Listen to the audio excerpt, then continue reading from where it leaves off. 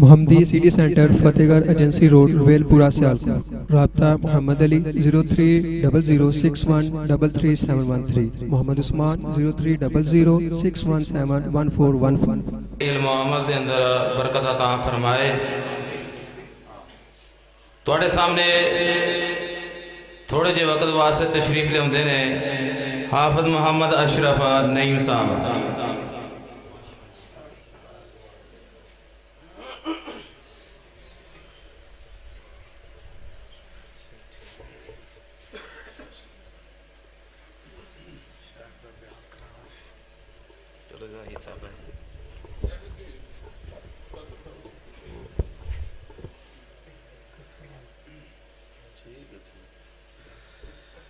السلام علیکم ورحمۃ اللہ۔ ان الحمد للہ والصلاة والسلام علی من لا نبی بعد، اما بعد، اعوذ باللہ من الشیطان الرجیم، بسم اللہ الرحمن الرحیم۔ اقترب للناس حسابهم وهم فی غفلۃ معرضون۔ اج دے پروگرام دا موضوع اور عنوان ہے فکر آخرت۔ ہر بندہ کسی نہ کسی فکر دے اندر ہوندا ہے۔ دکاندار نو اپنی دکان دی فکر ہے، تاجر نو اپنی تجارت دی فکر ہے، سکول والے نو اپنے ادارے دی فکر ہے، زمیندار نو اپنی زمین دی فکر ہے، ڈیرے دار نو اپنے ڈیرے دی فکر ہے، ڈاکٹر ریاض صاحب نو لوگاں دے ڈنگراں دی فکر ہے۔ ہر ایک نو کوئی نہ کوئی فکر ہے، مگر ہر مومن نو آخرت دی فکر ہونی چاہیے۔ فکر دا معنی سوچ، فکر دا کی معنی؟ سوچ۔ ہر بندہ سوچدا ہے کہ میں کل کی کرنا ہے، ہر بندہ سوچدا ہے میں گھڑی نو کی کرنا ہے، اور مومن بندہ سوچدا ہے کہ میں اپنی قبر دا کی کرنا ہے، میں اپنے حشر دا کی کرنا ہے۔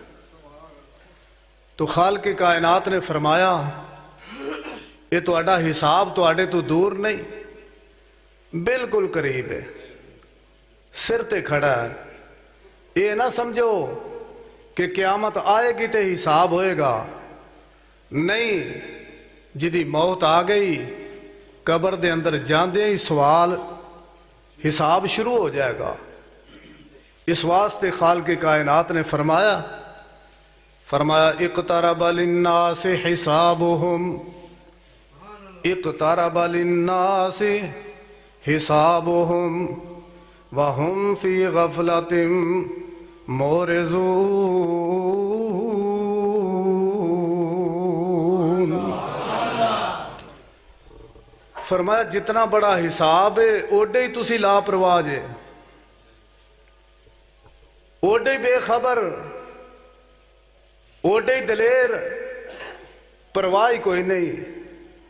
دنیا دے اتے سب تو بڑا سانحہ موت ہے، سب تو بڑا سانحہ موت ہے، لیکن انسان اتنا بے حس ہو چکا ہے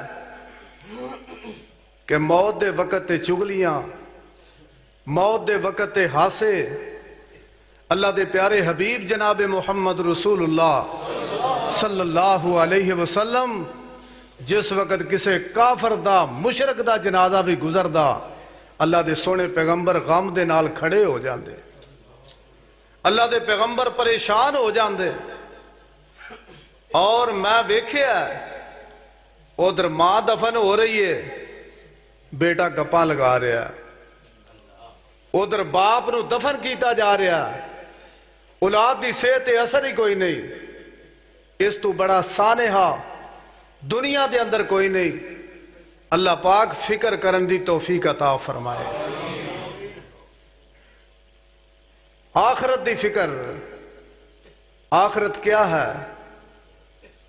جدو یہ پوری دنیا دا نظام ختم ہو جائے گا، ایک قیامت دا دن قائم ہوئے گا، اور پھر حتمی فیصلہ ہوئے گا، نصیباں والے جنت دے اندر چلے جان گے، بد نصیب جہنم دے اندر چلے جان گے۔ اللہ پاک سانو سارے نو جنتیاں دے اندر داخل فرمائے، اللہ پاک ساڑے سارے دا خاتمہ بل ایمان فرمائے۔ ہر بندہ ہر ایک نو گلاں کردہ ہے، لیکن میں سادی جی ایک بات عرض کرنا کہ جیڑا خواب ویکھن اندر ہوئے بہت برا، جیڑا خواب ویکھن اندر ہوئے بہت برا، اس خواب دی ہوندی ہے تعبیر چنگی۔ جیڑا خواب ویکھن اندر ہوئے بہت برا، اس خواب دی ہوندی ہے تعبیر چنگی۔ جیڑا پھل کھان وچ ہووے کوڑا، اس پھل دی ہوندی ہے تاثیر چنگی۔ کئی بندے دل دے ہوندے نے بہت کوڑے، پر اتوں ہوندی ہے تصویر چنگی۔ اشرف چنگا اونوں جانیے جس بندے دی ہو جائے اخیر چنگی۔ اللہ ساڑے ساریاں دا خاتمہ بل ایمان فرمائے۔ بھائی رات نو سون لگیا ہر بندہ سوچ دا ہے، ہر بندہ سوچ دا ہے کہ میں صبح کی کرنا ہے، کنے بجے جانا ہے، کنے بجے جاگنا ہے۔ اے رات نو سوندا ہے تے آخرت دی فکر لے کے نہیں سوندا، اس نیت دے نال نہیں سوندا کہ میں نو فجر دے ٹائم جگا دیا جے، میں فجر دے ٹائم نماز پڑھاں گا، با جماعت نماز پڑھاں گا، میں تہجد پڑھاں گا، میں قرآن پڑھاں گا۔ اے رات نو سوندا تے آندا امی مینوں ٹائم نال جگا دی، میری 3 بجے گڈی آنی ہے، میں 4 بجے جانا ہے، میں ڈیرے تے جانا ہے۔ یہ تیری سوچ ہے تے جڑا اتنا بڑا سانحہ موت تیرے سر تے کھلوتی ہے، او دی فکر ہی کوئی نہیں، او دی فکر ہی کوئی نہیں۔ کسی اللہ والے نے بڑی پیاری بات کہی ہے، کہیں دینے جی میں آکھے جنتاں دا شوق رکھ تو، جی میں آکھے جنتاں دا شوق رکھ تو، راتی جاگ بندگی دا مزہ چکھ تو، ستے آؤ کر نہیں ہاتھ آونا، نیکیاں کمال جنہ نال جاونا۔ ہے آکے حکم سارے من رب دے، زندگی دے سا نہیں مل لب دے۔ جے زندگی روپیاں دے نال لبے، جے زندگی حکمتاں دے نال لبے، تے کوئی حکیم دنیا تو نہ مرے۔ جے زندگی ملے دولت دے نال، تے کوئی مالدار نہ مرے، کسے نو موت نہ آوے۔ تے جے زندگی بچے طاقت دے نال، اصلے دے نال، اقتدار دے نال، پھر اقتدار والیاں نو موت نہ آوے۔ پر نہیں میرا ویر، ہے آکھے حکم سارے من رب دے، اے زندگی دے سا نہیں مل لب دے۔ او موتوں پیچھے پھر تو اے پچھوتاونا، نیکیاں کمال جنہ نال جاونا۔ او دال آکھے دین دی پچھان کر لے، موت کھڑی سر تے تیان کر لے۔ میں بڑے بڑے صحت مند ویکھے، بڑے بڑے طاقتور ویکھے، بڑے بڑے اقتدار والے ویکھے، بڑے بڑے علماء ویکھے، بڑے بڑے اللہ والے ویکھے، رات دے ٹائم ستے نے تے صبح جاگنا نصیب نہیں ہویا، صبح جاگ نہیں سکے۔ ہر زندگی دی رات نو آخری رات سمجھیا کر، ہر صبح نو آخری صبح سمجھیا کر، ہر ملاقات نو آخری ملاقات سمجھیا کر۔ او دالیا کے دین دی پہچان کر لے، موت کھڑی سر تے تیان کر لے۔ پھر نہیں ویلائے، او پھر نہیں ویلائے، پھر نہیں ویلائے، ہاتھ آونا، نیکیاں کمال جنہ نال جاونا۔ جنہ نو اساں ٹورے آئے آج تک کدے کو واپس کوئی آیا؟ پہنچا قبرستان میں ایک بادشاہ، دیکھا ایک فقیر جا بیٹھا تھا، کہا آبادی میں کیوں آتا نہیں؟ بولا آبادی تو آتی ہے یہی۔ آندھا جیڑا بھی آیا ایتھے ہی آیا، ایتھو کدے کو واپس نہیں گیا۔ اللہ پاک سانوے فکر عطا فرمائے، اللہ پاک سوچ عطا فرمائے۔ چھوٹا جا بچہ تے رات سوندا نہیں، ماں کے دیئے پتر سون جا، تیری آنکھاں سرخ ہو گئیاں نے، تیری آنکھاں پیلیاں ہو گئیاں نے، تینوں نیند آ رہی ہے۔ آندھا امی سویرے میرا پیپر ہے، صبح میرا حساب ہے۔ وہ چھوٹے جا بچے نو سکول دے پیپر دی فکر، تینوں قبر دے پیپر دی فکر کوئی نہیں۔ چھوٹے جا بچے نو سکول دے پیپر دی فکر ہے، اور اللہ دیا بندیا تینوں اپنی قبر دے پیپر دی کوئی فکر نہیں۔ اوتھے پوچھیا جانا من ربوں کا، من نبیوں کا، ما دینوں کا۔ دس تیرا رب کون ہے، تیرا نبی کون ہے، تیرا دین کیڑا ہے؟ اللہ پاک وہ دی تیاری کرن دی توفیق عطا فرماوے۔ او جی میں آکے جدوں وچ قبر جاویں گا، او کیڑا حساب ہے؟ اقترب للناس حسابهم وهم فی غفلۃ مورزون۔ اللہ اکبر۔ او جی میں آکے جدوں وچ قبر جاویں گا، اوتھے پچھن گے نماز پھر پچھوں تاویں گا، اوتھے روویں تے کرلاویں نالے ملے تالیاں، پھل گئیاں راتاں تینوں گوراں والیاں۔ او زے آکھے زور تیرا نہیں چلنا، جا موت دے سپاہیاں بوا آن ملنا۔ زے آکھے زور تیرا نہیں چلنا، جا موت دے سپاہیاں بوا آن ملنا۔ اور رووے سارا ٹبر بیٹھ پالو پالیاں، پھل گئیاں راتاں تینوں گوراں والیاں۔ او سینی آکھے سب تینوں چھوڑے ہونگے، سینی آکھے سب تینوں چھوڑے ہونگے، بکو بکی مٹی تیرے سر پونگے۔ سینی آکھے سب تینوں چھوڑے ہونگے، بکو بکی مٹی تیرے سر پونگے۔ او پیچھے پیاں روون جو اولاداں پالیاں، پھل گئیاں راتاں تینوں گوراں والیاں۔ ماشاءاللہ جی، اے سانا حافظ محمد اشرف نعیم صاحب۔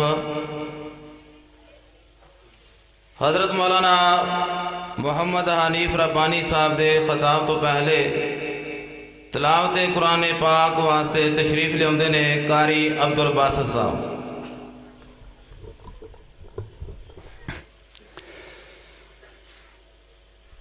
اعوذ باللہ من الشیطان الرجیم،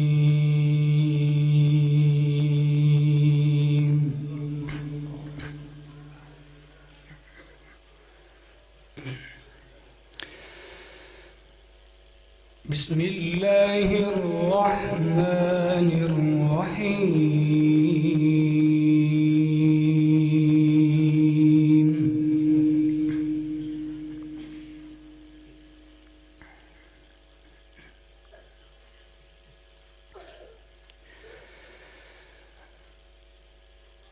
اللہ یصطفی من الملائکۃ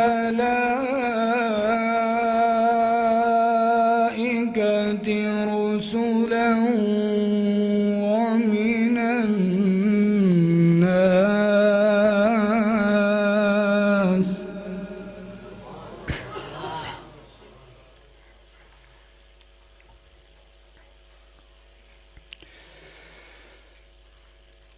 ان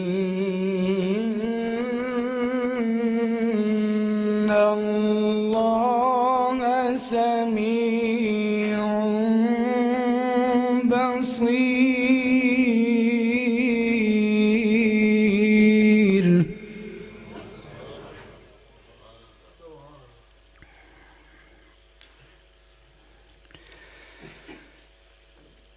يعلم ما بين أيديهم وما خلفهم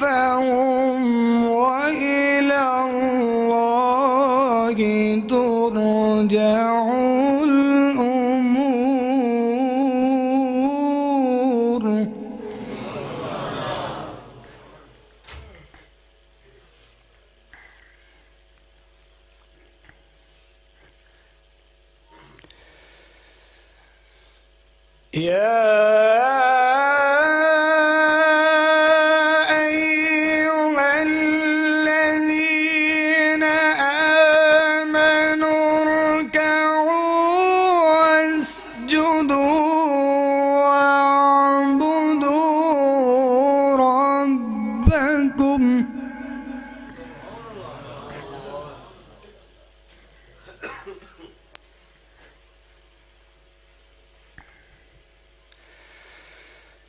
واعبدوا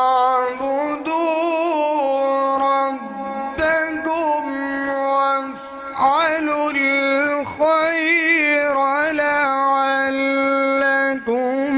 تفلحون.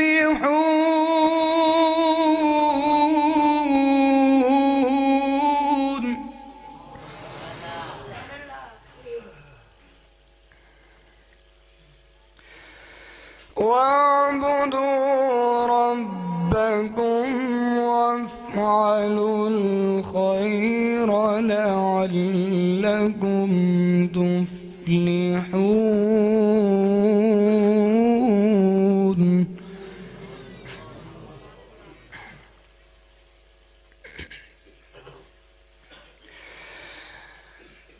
بسم الله الرحمن الرحيم.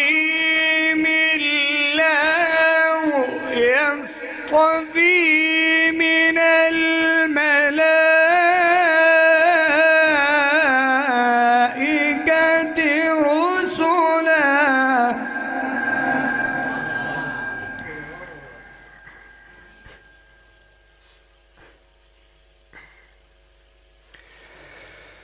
رسلا ومن الناس إن الله سميع بصير.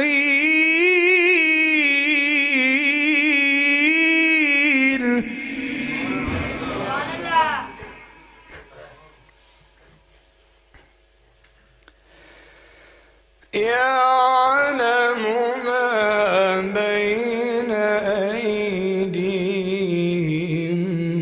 وما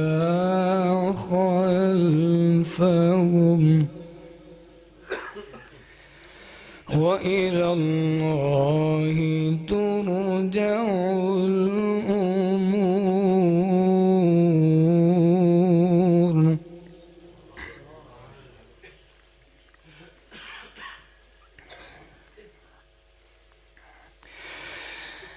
يا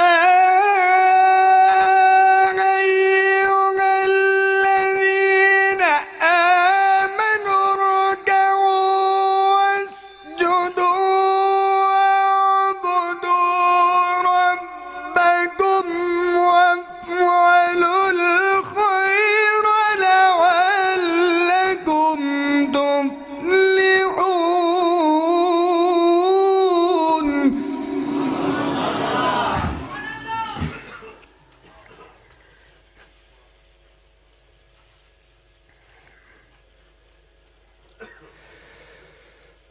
وجاهدوا في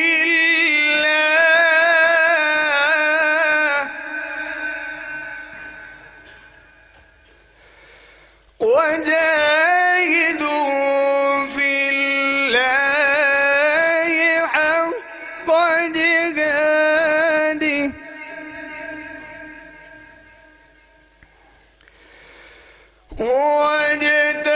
واجتباكم وما جعل عليكم في الدين من حرج ملة أبيكم إبراهيم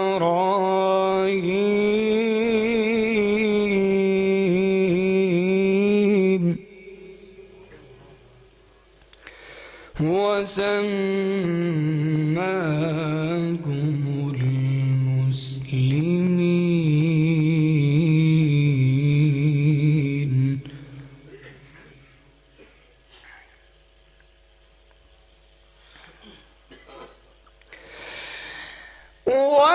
واجتباكم وما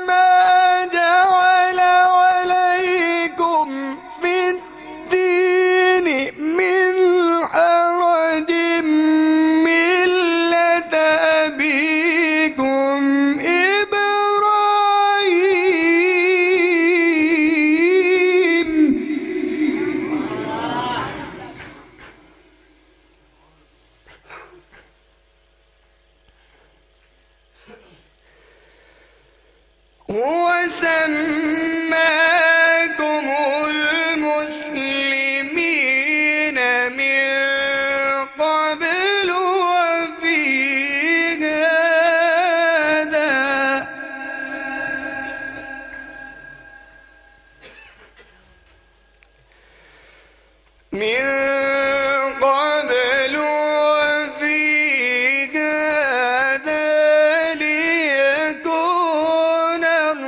الرسول شهيدا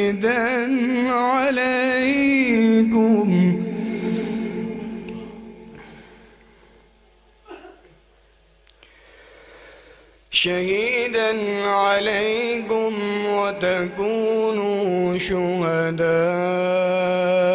على الناس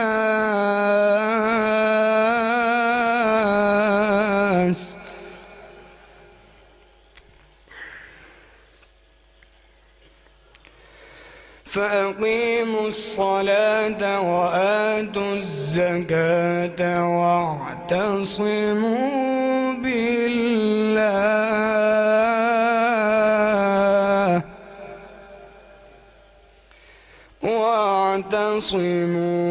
بالله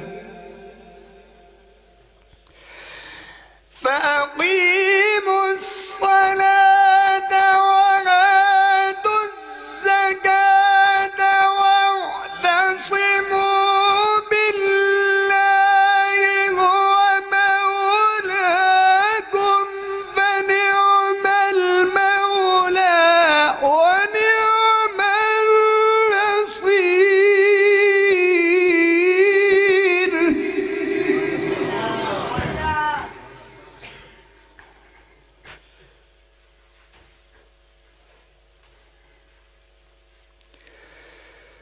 هو مولاكم فنعم المولى ونعم النصير.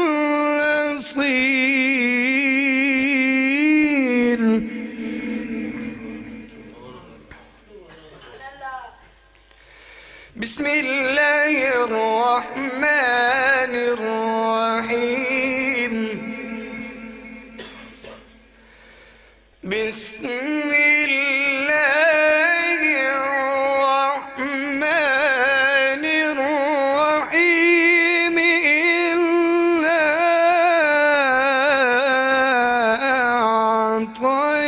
أعطيناك الكوثر.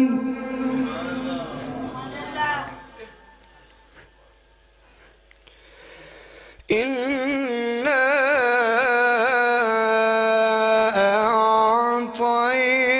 أعطيناك الكوثر فصل لربك وانحر إن شانئك هو الأبتر.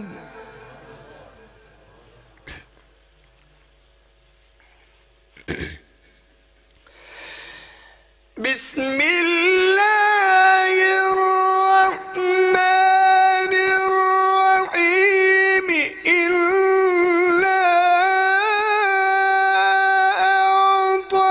أعطيناك الكوثر فصل لربك وانحر إن شانئك هو الأبتر.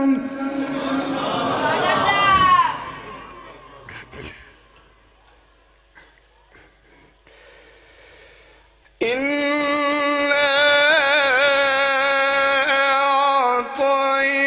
أعطيناك الكوثر فصل لربك وانحر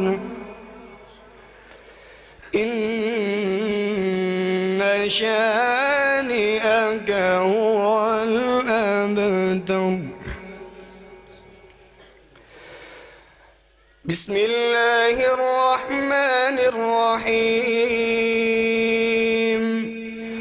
والعاديات ضبحا فالموريات قدحا فالمغيرات صبحا فأثرن به نقعا فوسطن به جمعا إن الإنسان